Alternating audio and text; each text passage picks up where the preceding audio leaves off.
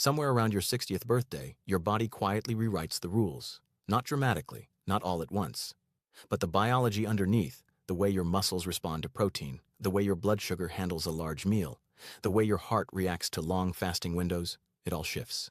And when you compress all your food into one meal a day, that shift gets amplified. For better. And for worse. Whether you like it or not. This video walks you through exactly what the research shows happens inside a 60-plus body on one meal a day, to your blood sugar, your muscles, your heart, and your hormones.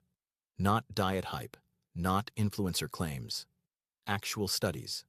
This is general education, not personal medical advice. If you are over 60 and take medication for diabetes, blood pressure, or heart disease, or if you have a history of frailty or unintentional weight loss, please talk to your doctor before trying any form of fasting. Let's start with what's already happening in your body before you skip a single meal. By your 60s, your metabolism is already playing by different rules than it did at 40. First, muscle loss accelerates. Researchers call it sarcopenia, the gradual loss of muscle mass and strength that comes with aging. It's directly linked to frailty, falls, disability, and mortality. And it's already happening in the background, quietly, every year. Second, your muscles become what researchers call anabolically resistant. That means your muscle tissue responds less strongly to each dose of protein you eat. A younger body can build and maintain muscle with moderate protein at each meal. An older body needs more total protein and needs it spread more evenly across the day to achieve the same result. Third, your calorie needs drop, but your nutrient needs don't. Older adults often need similar or higher protein than younger adults, but fewer total calories. That means every meal has to work harder. Every meal has to be denser in nutrients. So when you switch to one meal a day, any mistake in what you eat, or how you support your body, hits harder than it would at 30 or 40. Now let's look at what the research actually shows when adults eat all their calories in one sitting. One of the most important controlled trials on this question was a randomized crossover study published in the American Journal of Clinical Nutrition. Healthy, normal-weight, middle-aged adults ate either 3 meals per day or the exact same total calories in one large evening meal for 8 weeks each. The results were striking. When subjects switched to one meal a day, blood pressure increased significantly. Total cholesterol, LDL cholesterol, and HDL cholesterol all rose, even though total calories stayed identical. Hunger scores were higher throughout the day, and feelings of fullness were lower. A companion study from the same research group found something equally important. Morning fasting glucose was higher on one meal a day, and the glucose response to a test meal became larger and more prolonged, a pattern that looks like impaired glucose tolerance. In someone over 60 who already has prediabetes or reduced insulin sensitivity, which is common, that is not a small detail. That is a meaningful metabolic warning. Now, to be fair, not every study shows the same picture. A more recent trial in lean adults compared one large evening meal to 3 meals per day with the same total energy. In that study, body fat and body mass decreased on one meal a day without significant changes in lean mass or bone density, and metabolic regulation during a test meal remained broadly similar between the two patterns. So the picture is mixed. Fat loss is a consistent finding, but blood pressure, cholesterol, and glucose tolerance, especially in middle-aged and older adults, show warning signals that can't be ignored. Here is where it gets especially important for anyone over 60.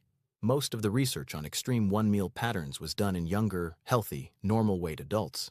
For people over 60, the data points more clearly toward moderate time-restricted eating, not OMAD. A pilot trial in sedentary adults aged 65 and older used a 16-hour fast with an 8-hour eating window for 4 weeks.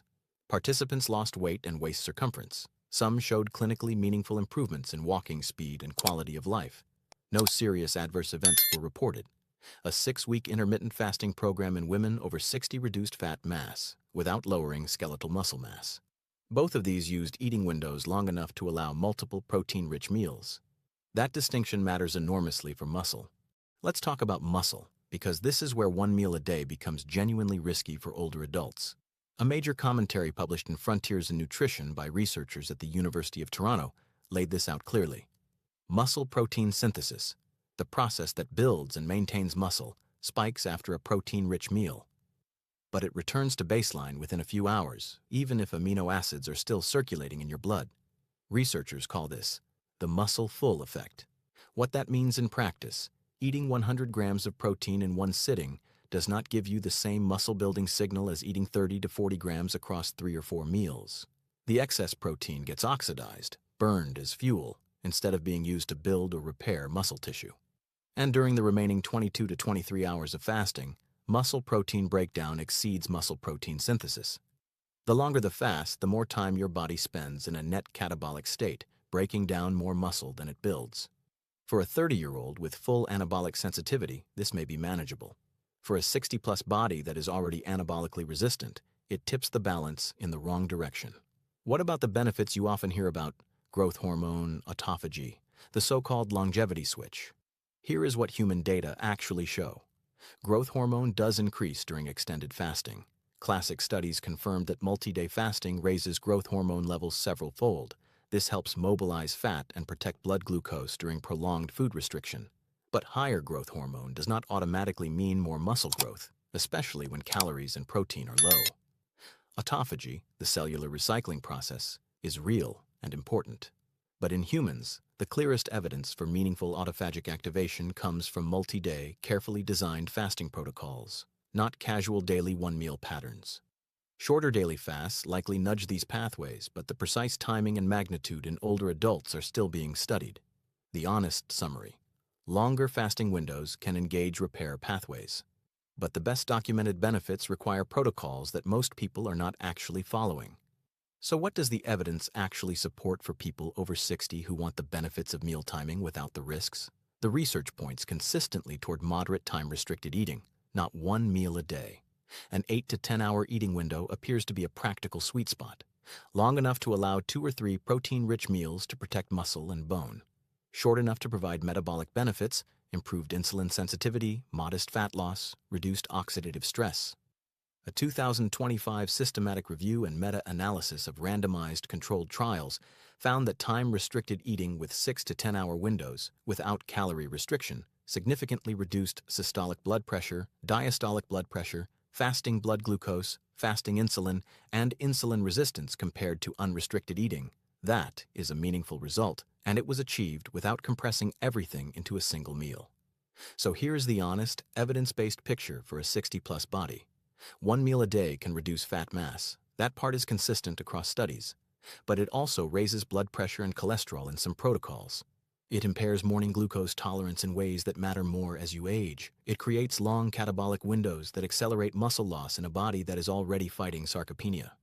And it makes it nearly impossible to distribute protein effectively across the day, which is exactly what older muscle needs.